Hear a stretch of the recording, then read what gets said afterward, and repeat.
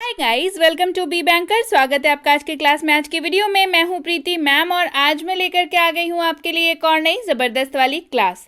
क्या होने वाली है आज की क्लास, चलिए जल्दी से जान लेते हैं। आज पढ़ने वाले हैं अंग्रेजी बोलने के लिए सबसे ज़्यादा ज़रूरी शब्द। जी हाँ, ये आपको आप जब भी रोज़मर्रा में कॉन्वर्सेट करेंगे यानी कि कॉन्वर्सेशन करेंगे मतलब वार्तालाप करेंगे तो इन शब्दों से आपकी भेंट ज़रूर होने वाली है।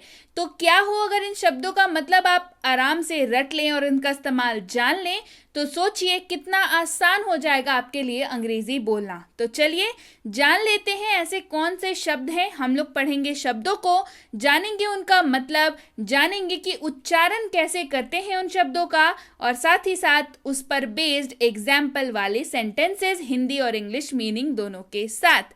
तो चलिए शुरू करें आज की क्लास।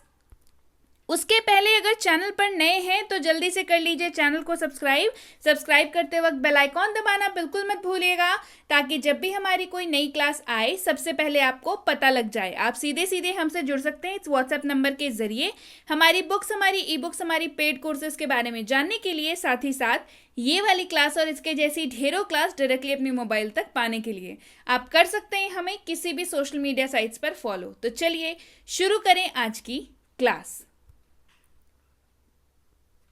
सबसे पहला शब्द है एज।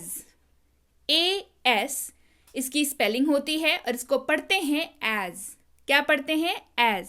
मतलब क्या होता है? मतलब होता है जैसा। मतलब होता है जैसा। इस्तेमाल देखिए, डू एज आई से, जैसा मैं कहता हूं करो। डू एज आई से, जैसा मैं कहता हूं करो। क्लियर? चलिए बढ़े आगे। अगला शब्द है आई। आई का मतलब होता है मैं। आई का मतलब क्या होता है? मैं। इस्तेमाल देखिए, I am going to market, मैं बाजार जा रहा हूं। I am going to market, मैं बाजार जा रहा हूं। I am going to market. His, HIS, his इस्तेमाल होता है सिर्फ और सिर्फ मेल के लिए, मतलब पुरुष के लिए, लड़के के लिए, आदमी के लिए। जब भी आप किसी पुरुष को संबोधित करें यानी कि मेल मेंबर को संबोधित करें तो आप हमेशा हिज का इस्तेमाल करेंगे। मतलब होता है उसका, उसकी या उसके। ये तीनों ही मतलब होता है इसका, उसका, उसकी, उसके। चलिए इस्तेमाल देखते हैं। हिज मोबाइल इज न्यू, उसका मोबाइल नया है। His mobile is new, उसका मोबाइल नया है। His mobile is new। तो जब मैं यहाँ पे बोल रही हूँ His mobile is new, मतलब ये साफ है कि किसी मेल मेंबर की बात हो रही है, किसी मेल मेंबर की मोबाइल की बात हो रही है। क्लियर है? चलिए बढ़ते हैं आगे, देखते हैं अगला शब्द दैट, यानी कि दैट, THAT, दैट, की। इस्तेमाल देखिए, I want to say that, मैं ये कहना चाहता हूं कि। I want to say that, मैं यह कहना चाहता हूं कि। I want to say that he, मतलब वह। he मतलब वह, लेकिन इस्तेमाल होगा सिर्फ मेल के लिए यानी कि पुरुष के लिए इस्तेमाल होगा। इस्तेमाल देखिए, ही इज राहुल, वह राहुल है। मतलब सीधे तौर पे राहुल कौन है? एक लड़का है। जब ही का इस्तेमाल हो रहा है तब राहुल मतलब कौन है? लड़का है। ही इज राहुल, वह राहुल है। वॉज मतलब था, थे, थी। वाक्य के अंत में आपको ये तीनों देखने को मिलेंगे। वॉज इस्तेमाल देखिए, उसके पहले वॉज का इस्तेमाल जो है समझ लीजिए, आई, ही, शी, इट और नेम के साथ ही होता है। यानी कि I was, he was, she was, it was, और कोई भी नाम ले लीजिए। चलिए राहुल ले लेते हैं, राहुल वॉज। क्लियर? मतलब हो गया था, थे, थी। इस्तेमाल होगा आई, ही, शी, इट और नेम्स के साथ यानी कि किसी भी नाम के साथ। एग्जाम्पल देखिए, ही वॉज गोइंग, वह जा रहा था। ही वॉज गोइंग, वह जा रहा था। He was going. क्लियर है? चलिए बढ़ते हैं आगे। अगला है फॉर, मतलब के लिए। फॉर का मतलब के लिए। दिस इज फॉर हिम, यह उसके लिए है। दिस इज फॉर हिम, यह उसके लिए है। This is for him. अगला वर्ड है ऑन। ऑन का मतलब पर। ऑन का मतलब पर। इस्तेमाल देखिए। The book is on the table, किताब मेज पर है। टेबल मतलब मेज, जिस पे पढ़ाई करते हैं ना, लिखते वगैरह हैं, मेज कहते हैं, यानी कि table. The book is on the table, किताब मेज पर है। The book is on the table, किताब मेज पर है। The book is on the table. Are, are का मतलब होता है हैं। आर का क्या मतलब होता है? हैं। इस्तेमाल देखिए। वी आर स्टूडेंट्स, हम विद्यार्थी हैं। वी आर स्टूडेंट्स, हम विद्यार्थी हैं। We are students. क्लियर है? चलिए बढ़ते हैं आगे। विथ, मतलब साथ या साथ में। विथ, WITH, विथ मतलब साथ या साथ में। इस्तेमाल देखिए। I play with my friends, मैं अपने दोस्तों के साथ खेलता हूँ। I play with my friends, मैं अपने दोस्तों के साथ खेलता हूँ। I play with my friends. They, यानी कि वे। दे का मतलब वे। इस्तेमाल देखिए। दे डिड इट, उन्होंने ये कर दिया। दे डिड इट, उन्होंने ये कर दिया। They did it. Be, BE मतलब हो। बी मतलब हो। इस्तेमाल देखिए। इट कैन बी, यह हो सकता है। इट कैन बी, यह हो सकता है। It can be. अगला शब्द है एट। एट मतलब पर। एट का मतलब क्या होता है? एट का मतलब होता है पर। इस्तेमाल देखिए। ही इज एट होम, वह घर पर है। ही इज एट होम, वह घर पर है। अगर घर के जगह पे ऑफिस हो तो he is at office. School हो तो he is at school. Clear है? चलिए बढ़ते हैं आगे। वन, यानी कि एक। वन का मतलब एक। इस्तेमाल देखिए वन का। 1 कप ऑफ कॉफी, एक cup coffee. 1 cup of coffee मतलब एक cup coffee. Have, HAVE, have मतलब पास है। हैव मतलब पास है। इस्तेमाल देखिए। आई हैव अ पेन, मेरे पास एक कलम है। आई हैव अ पेन, मेरे पास एक कलम है। I have a pen. Clear है? चलिए बढ़ते हैं आगे। अगला है दिस, मतलब यह। दिस मतलब यह। इस्तेमाल देखिए। दिस इज रोहन, यह रोहन है। दिस इज रोहन, यह रोहन है। This is Rohan. फ्रॉम मतलब से। फ्रॉम का मतलब से। इस्तेमाल देखिए। He has come from Delhi, वह दिल्ली से आया है। He has come from Delhi, वह दिल्ली से आया है। He has come from Delhi. By मतलब द्वारा। बाय मतलब द्वारा। BY बाय मतलब द्वारा। इस्तेमाल देखिए। ही केम बाय बस, वह बस द्वारा आया है। ही केम बाय बस, वह बस द्वारा आया है। He came by bus. Hot यानी कि गरम। हॉट मतलब गरम। इस्तेमाल देखिए, the weather is very hot. मौसम बहुत गर्म है। The weather is very hot. मौसम बहुत गर्म है। The weather is very hot. आगे बढ़ते हैं। वर्ड यानी कि शब्द। वर्ड मतलब शब्द। इस्तेमाल देखिए, लर्न ऑल द वर्ड्स। सभी शब्दों को सीखें। Learn all the words. सभी शब्दों को सीखें। Learn all the words. But यानी कि लेकिन। बट का मतलब क्या होता है? बट का मतलब होता है लेकिन। इस्तेमाल देखिए, बट वी विल स्टडी। लेकिन हम पढ़ाई करेंगे। But we will study. लेकिन हम पढ़ाई करेंगे। But we will study. What का मतलब क्या। वॉट का मतलब क्या। इस्तेमाल देखिए, वॉट आर यू डूइंग। आप क्या कर रहे हैं। What are you doing. आप क्या कर रहे हैं। What are you doing.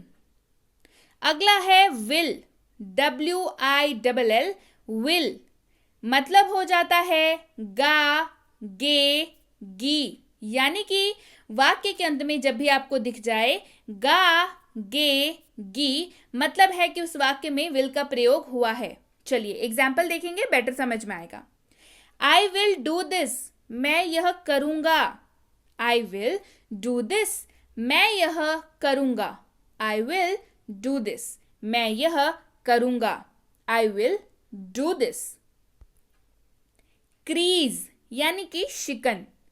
Crease का मतलब क्या होता है? शिकन। चलिए एग्जाम्पल से बेटर समझ आएगा। Make the crease straight. Crease को सीधा करें। Make the crease straight. Crease को सीधा करें। अब समझने वाली बात है, शिकन या क्रीज एक ही बात है। शर्ट जब आयरन करते हैं या कोई भी कपड़ा जब आयरन करते हैं तो कपड़े में फोल्ड्स होते हैं, है ना, कटिंग होते हैं, वहां पे फोल्ड्स होते हैं, ठीक है।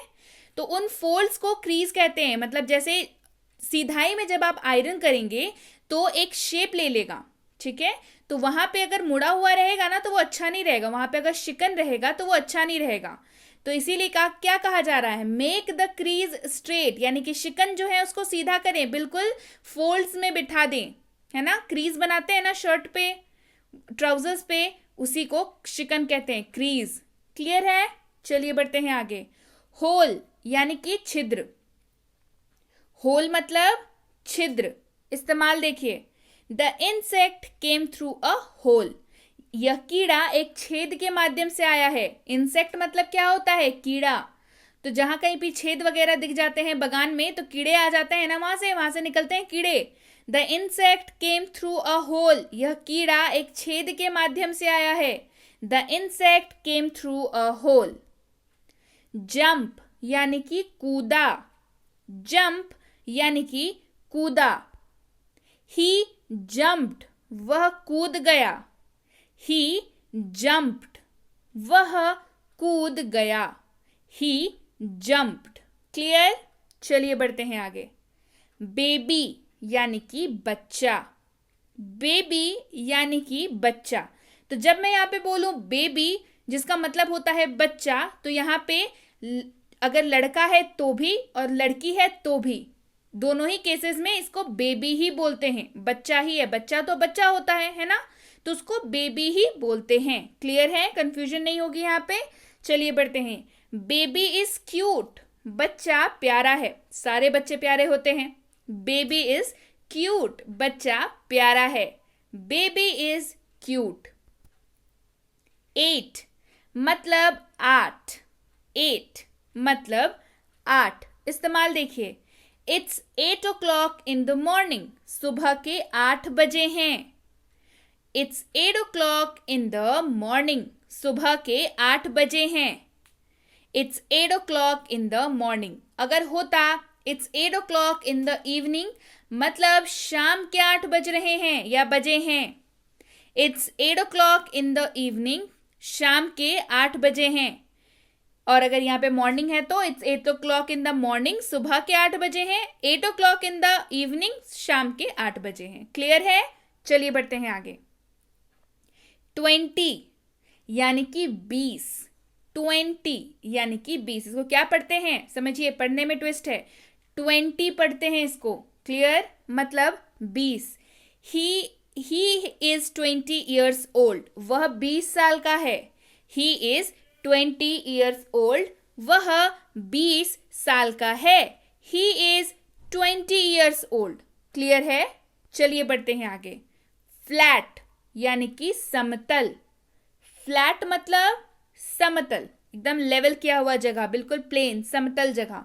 इस्तेमाल देखिए, द लैंड इज फ्लैट, जमीन समतल है। द लैंड इज फ्लैट, जमीन समतल है। The land is flat. Stick मतलब छड़ी। स्टिक मतलब छड़ी। इस्तेमाल देखिए, होल्ड द स्टिक टाइटली, छड़ी को कस कर पकड़ें।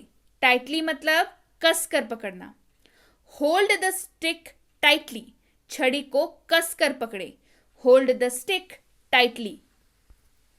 स्किन यानी कि त्वचा। स्किन मतलब त्वचा।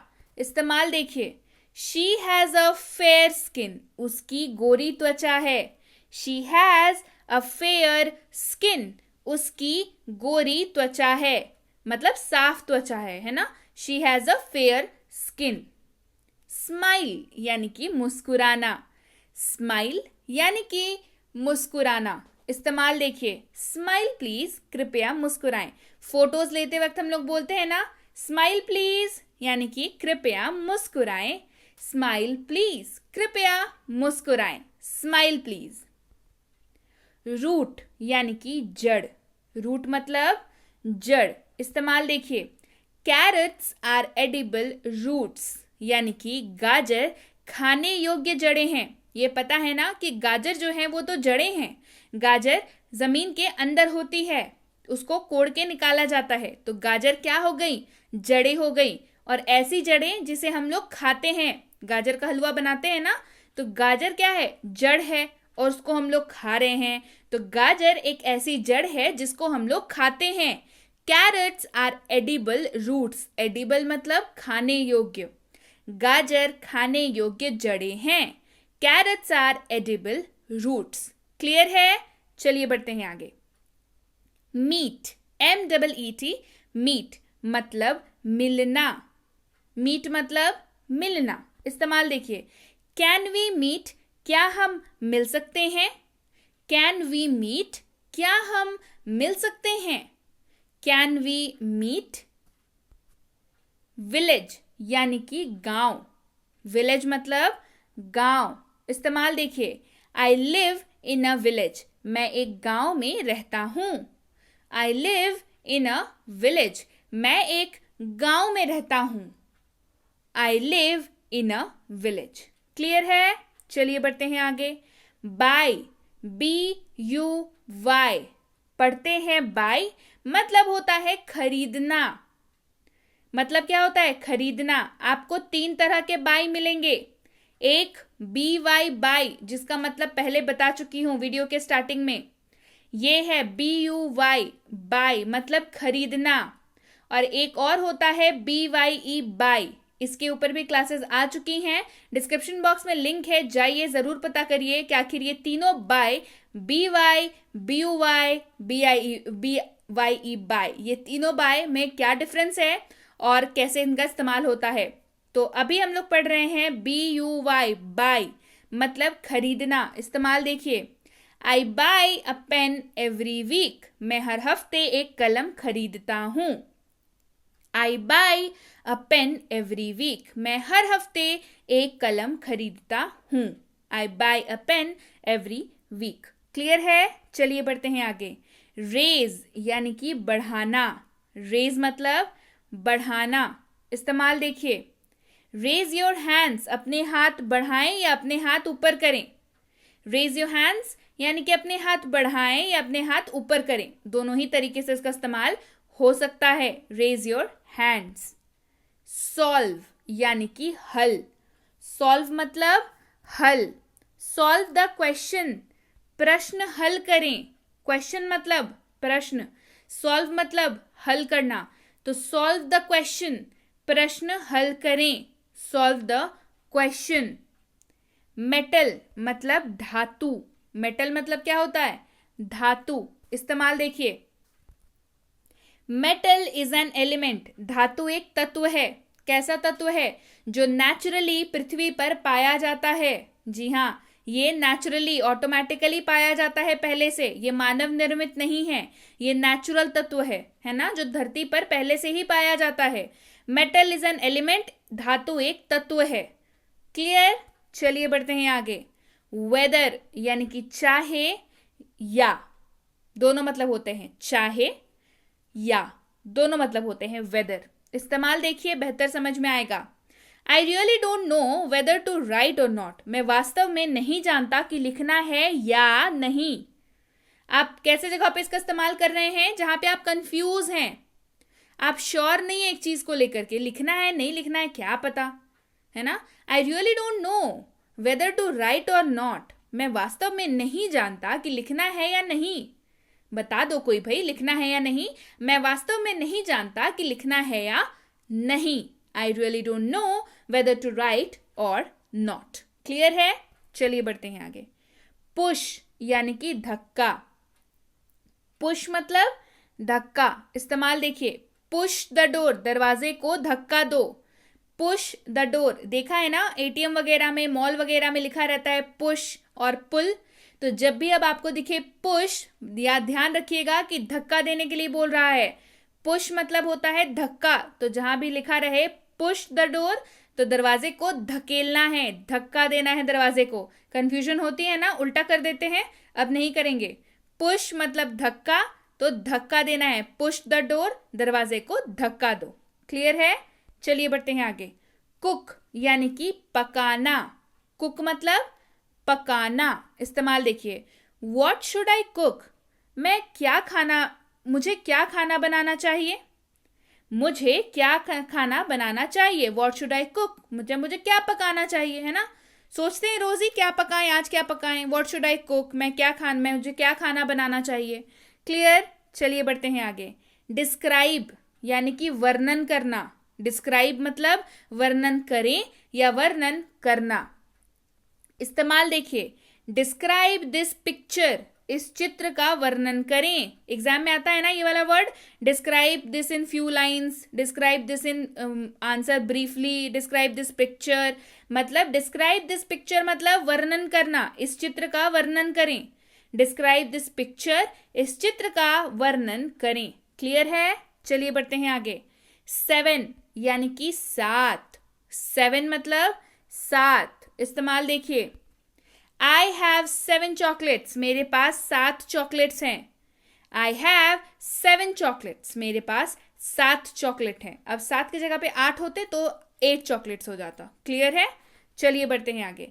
पैराग्राफ यानी कि पैरा, जो लिखा हुआ होता है ना, बड़ा बड़ा 3 4 5 लाइन का जो पैराग्राफ, उसके बाद फिर पैरा चेंज होता है, उसको पैराग्राफ कहते हैं। जो एक वर्ड्स का समूह जो आपको लिखा हुआ दिखता है किसी कहानियों की बुक में या कहीं पे भी एक साथ जो लिखा हुआ दिखता है, ढेर सारा लाइंस, उसको पैराग्राफ बोलते हैं। ठीक है, कंफ्यूजन नहीं होगी अब। चलिए, सॉल्व दिस पैराग्राफ, इस पैरा को हल करें। सॉल्व दिस पैराग्राफ, इस पैरा को हल करें। ठीक है, मतलब एग्जाम में आते हैं ना, आपको पैराग्राफ आरसी देता है, रीडिंग कॉम्प्रिहेंशन, पैराग्राफ्स रहते हैं उसमें, हर पैराग्राफ को हम लोग पढ़ते हैं, फिर उसके ऊपर बेस्ड क्वेश्चंस पढ़ते हैं और फिर उसको सॉल्व करते हैं। सॉल्व दिस पैराग्राफ, इस पैरा को हल करें। क्लियर है? चलिए बढ़ते हैं आगे। थर्ड यानी कि तीसरा। थर्ड मतलब तीसरा। इस्तेमाल देखिए, इट्स हर थर्ड बर्थडे, यह उसका तीसरा जन्मदिन है।